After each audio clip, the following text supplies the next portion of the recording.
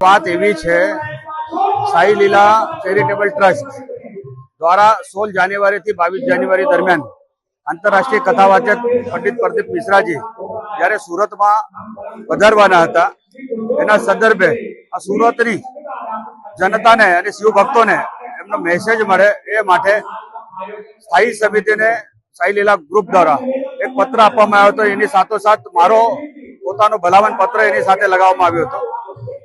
આ સંદર્ભે 4 તારીખથી 4 જાન્યુઆરી થી 22 જાન્યુઆરી સુધીનો स्थायी समिति शाह पब्लिक सिटी ने 80 જેટલા હોર્ડિંગ્સ વિના મૂલ્યે લગાવવા માટે પરમિશન આપી અને એ હોર્ડિંગ્સ અમે લગાવ્યા હતા। પરંતુ ફરી સ્ટેન્ડિંગ કમિટી 15 તારીખે મળી અને આ ઠરાવને રિમૂવ કરી આ ઠરાવને 4 થી 16 સુધી જ રાખવા માટેનો નવો ઠરાવ જે થયો એના કારણે આ વિવાદ થયો। હું એ જ વાત કરવા માંગુ છું। एक्चुअल आ एक तो ठराव करवो नहीं हतो अने ये खानगी राय मने जान करीने भाई आप बेनर उतारवा नहीं जोता था भाई तमे आने 16 थी 22 सुधी आपणे एने पेड એટલે પૈસા ચૂકવણી કરી દેતે પરંતુ એમને બારોબાર વગર કેવા અને ડાયરેક્ટ સીધો ઠરાવ કરી દીધો છે। એ ખૂબ જ વાત નિંદનીય છે। શિવ ભક્તોનો એમાં ખૂબ મોટો લાગણી દુખાવી છે। એમ તો લાગણી મારી બી દુખાની છે અને મારો બી એમાં અપમાન થયો છે।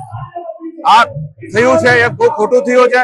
હવે કોને કર્યું છે હું હાઈકમાન્ડને એની ફરિયાદ આપવાનો છું અને હાઈકમાન્ડ બરાબર જે બી પગલા લેશે જે બી એની મતલબ વિગત મંગાવીને જે બી ખુલાસો કરશે એ મને માન્ય રહેશે।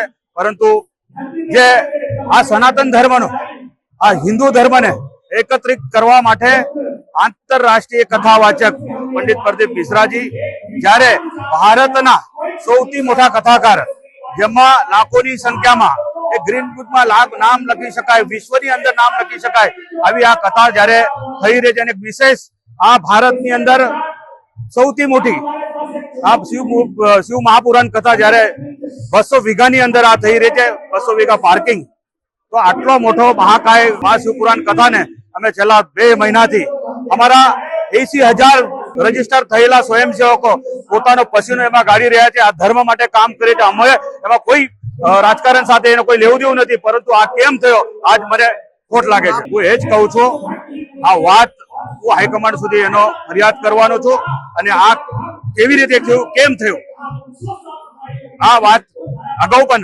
લિંબાયતની અંદર એસએમસી મનમાની કરીને કોઈ વીઆઈપી આવે છે એટલે તમે આ મતલબ પોસ્ટરો મતલબ ફાડી નાખ્યા ઉતારી નાખ્યા તો આ પણ ત્યારે નિંદનીય થયું હતું એનો પણ વિરોધ થયો હતો। આ આવી વાત સાકી લેવાય નહીં। આ ધર્મની વાત છે અને મારો હાઈકમાન્ડ કહે તો એક જ સેકન્ડે હું રાજીનામું આપી દઈશ પરંતુ આ એવી રીતે ના ચાલે। આ જેને પોતાની પોલિટિક્સ રમી હોય કે કોઈ રમ્યા હોય તો એનો જવાબ આપે।